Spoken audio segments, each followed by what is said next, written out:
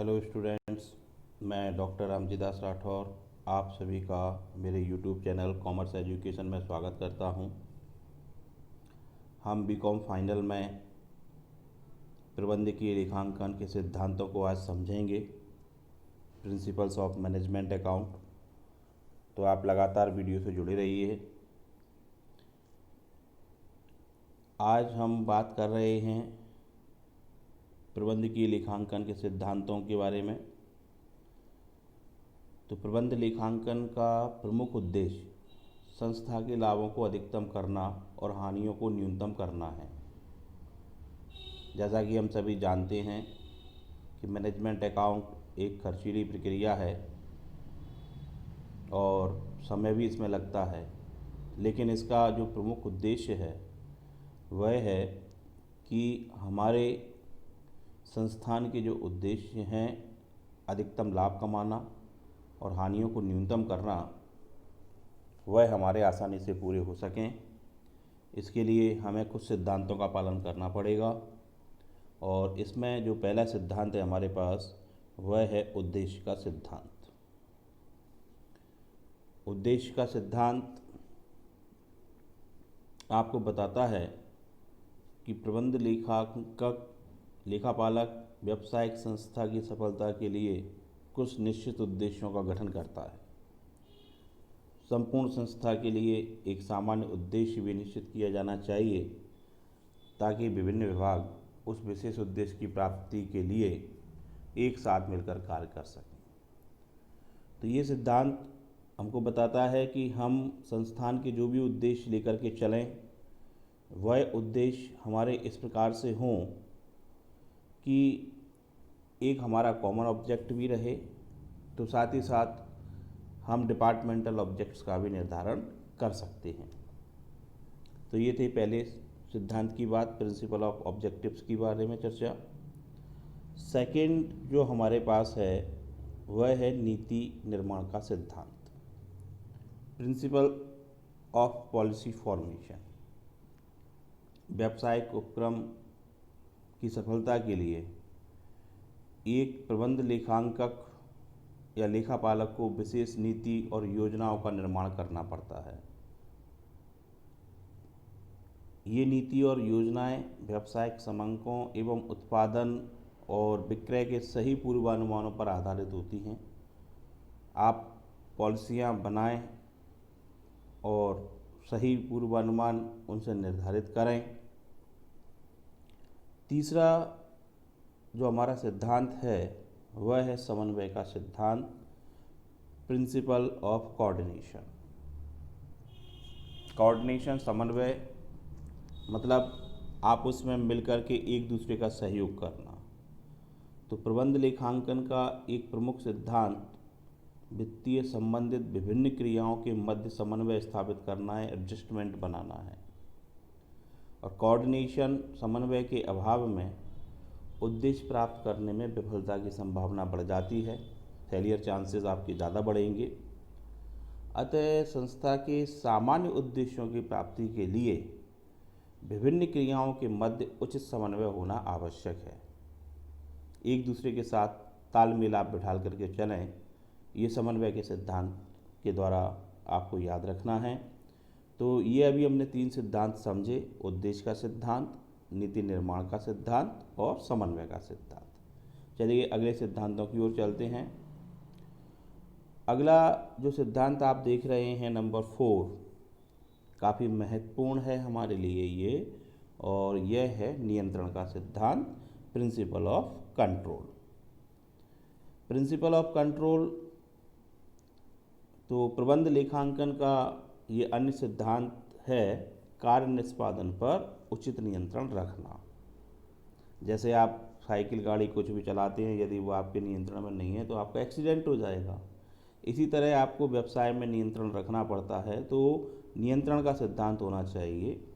प्रबंध लेखांकन की कुछ विशेष तकनीकें, कुछ टेक्निक्स हैं, जैसे प्रमाप लागत लेखांकन, स्टैंडर्ड कॉस्टिंग, बजटरी नियंत्रण, बजटरी कंट्रोल आदि विभिन्न विभागों के कार्य निष्पादन पर उचित नियंत्रण रखने में सहायक हैं। नियंत्रण प्रक्रिया में बजटीय या अनुमानित परिणामों की वास्तविक परिणामों से तुलना की जाती है। आपने जो बजट में आपने टारगेट डिसाइड किया था और एक्चुअल में क्या हुआ, उससे आप कंपैरेटिव करते हैं। यदि वास्तविक परिणाम असंतोषजनक होते हैं, अनसेटिस्फाइड करते हैं आपको, तो उत्तरदायी विभाग के विरुद्ध आप उचित कार्रवाई करेंगे, और यदि फेवरेबल हैं तो आप उसकी तारीफ भी करें। इस तरह आपका नियंत्रण का सिद्धांत वर्क करता है। तो ये हमारा था प्रबंध लेखांकन का सिद्धांत, नियंत्रण का सिद्धांत। इसके बाद काफ़ी महत्वपूर्ण सिद्धांत और समझने योग्य सिद्धांत है, वह है प्रिंसिपल ऑफ मोटिवेशन, अभिप्रेरणा का सिद्धांत।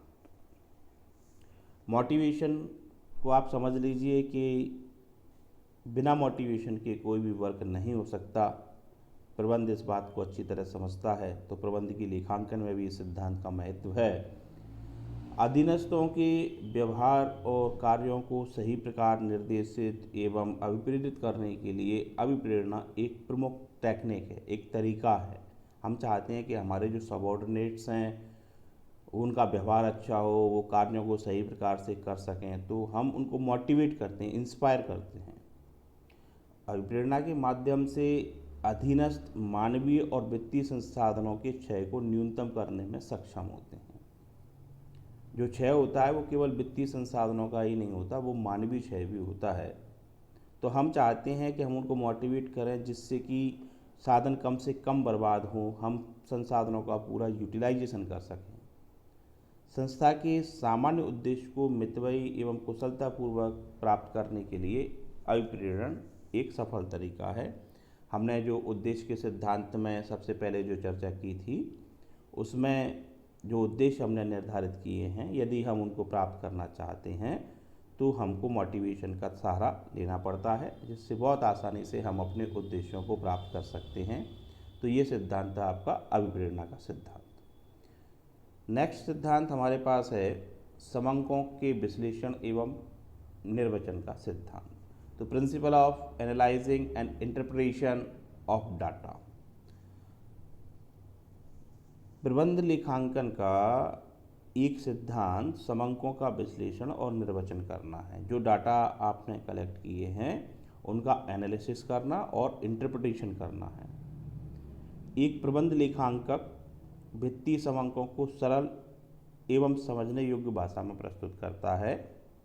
एस्पेक्ट ये है कि जो डाटा है उसको आसानी से आप कैसे समझ सकते हैं, और इस उद्देश्य के लिए, अब ये डाटा वैसे याद नहीं रहने वाला आपको, तो इस उद्देश्य के लिए आप क्या करते हैं, समंकों को सारणी टेबल फॉर्मेट में देना, चित्र बनाना, ग्राफ और अनुपातों के रूप में वो व्यवस्थित करता है। उचित निर्वचन और विश्लेषण वित्तीय संसाधनों और सूचनाओं को एक सकारात्मक चित्र के रूप में प्रस्तुत करता है। तो जो डाटा है उसको सही ढंग से एनालिसिस करना, उसका इंटरप्रिटेशन करना, तो इससे आपका एक पॉजिटिव इमेज बनता है जो आसानी से आपको समझने योग्य हो जाता है। तो इस तरह हमने इन सिद्धांतों की बात की है अभी। नियंत्रण का सिद्धांत, प्रिंसिपल्स ऑफ कंट्रोल, अभिप्रेरणा का सिद्धांत, प्रिंसिपल्स ऑफ मोटिवेशन, समंकों के विश्लेषण एवं निर्वचन का सिद्धांत, principles of analysing and interpretation of data. अब हम अगले सिद्धांत की ओर चलते हैं। तो जो अगला सिद्धांत आपके पास है, सातवां, जो कि काफ़ी महत्व रखता है अपने आप में, वह है संगठन का सिद्धांत, प्रिंसिपल्स ऑफ ऑर्गेनाइजेशन। तो संस्था के विभिन्न विभागों की विभिन्न क्रियाओं को संगठित करना प्रबंध लेखांकन का एक अन्य सिद्धांत है। आप जानते हैं संस्था में कई सारे विभाग होते हैं, उनकी कई सारी एक्टिविटीज़, क्रियाएं होती हैं, उन सबको ऑर्गेनाइज करना, संगठित करना प्रबंध लेखांकन का एक सिद्धांत है।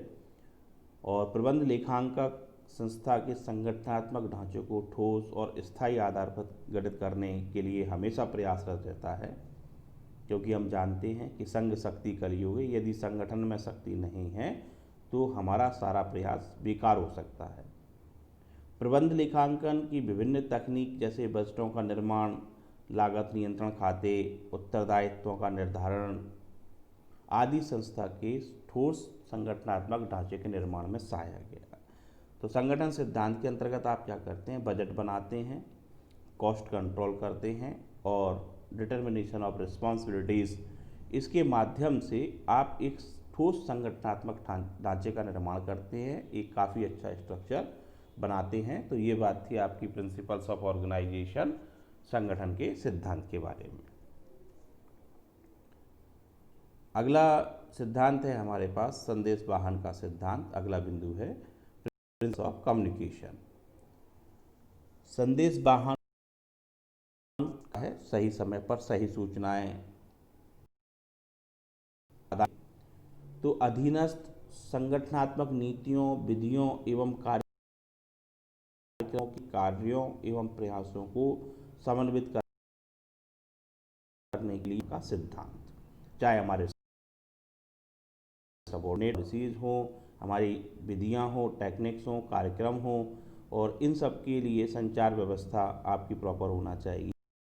एक प्रबंध लेखांकक अपने प्रत्येक अधीनस्थ को, अपने सबऑर्डिनेट को उसके अधिकार और दायित्वों के विषय में जानकारी देता है, what's your rights and responsibilities, ताकि वह कार्य प्रणाली को प्रकृति एवं व्यवस्था को भली भांति समझ सके कि किस तरीके का कार्य है, उसका क्या नेचर है, उसको कैसे करना है।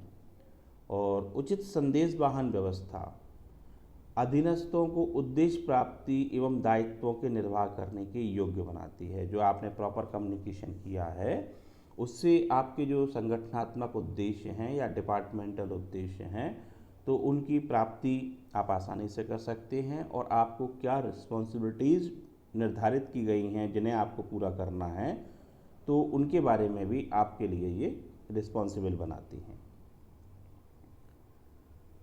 अगला बिंदु है विवेकपूर्ण निर्णय का सिद्धांत, principle of rational decision making. विवेकपूर्ण निर्णय, आपको निर्णय करना है लेकिन थोड़ा सोचिए समझिए। तो विवेकपूर्ण निर्णय सही और उचित निर्णय का मूलभूत आधार है। आप कोई भी निर्णय लें सोच समझ करके लें। प्रबंध लेखांकक उचित निर्णयों के आधार पर ही सही परिणाम प्राप्त कर सकता है। हम चाहते हैं कि हमारे उद्देश्य हमको प्राप्त हो सकें, तो हमको सही समय पर सही निर्णय लेना चाहिए। विवेकपूर्ण निर्णय में उचित सूचनाएं और पूर्वानुमान सम्मिलित होते हैं। आपकी प्रॉपर इन्फॉर्मेशन आपके पास होना चाहिए और आप जो अनुमान लगा रहे हैं वो सटीक होना चाहिए। विवेकपूर्ण निर्णय संस्था के उद्देश्यों को प्राप्त करने में स्वतः ही सक्षम है। आपके जो उद्देश्य हैं उनको प्राप्ति के लिए यदि आप विवेकपूर्ण निर्णय लेते हैं, सही निर्णय लेते हैं, तो आपके उद्देश्य आसानी से प्राप्त भी आपको हो जाएंगे। और जो विवेकपूर्ण निर्णय हैं वह तभी संभव है जबकि एक प्रबंध लेखांकक समस्या का पूर्ण रूप से विश्लेषण करे। आप पहले समस्या को समझें, विश्लेषण करें एवं सभी संभव विकल्पों में को विचार में रखें, और आप एक आइडियाज़ बनाएं कि हमको कौन कौन सी बातों को ध्यान में रखना है, और आप विवेकपूर्ण निर्णय ले सकते हैं। इसके बाद अगले सिद्धांत के बारे में हम चर्चा करें, इससे पहले इन 3 पॉइंटों को दोबारा सुन लें। संगठन का सिद्धांत हमने समझा, प्रिंसिपल ऑफ ऑर्गेनाइजेशन। संदेश वाहन का सिद्धांत हमने समझा, प्रिंसिपल ऑफ कम्युनिकेशन। और विवेकपूर्ण निर्णय का सिद्धांत, principle of rational decision making. अभी हमने इन सिद्धांतों को समझा है। अगले बिंदु की ओर हम बढ़ते हैं। तो अगला जो सिद्धांत हमारे पास है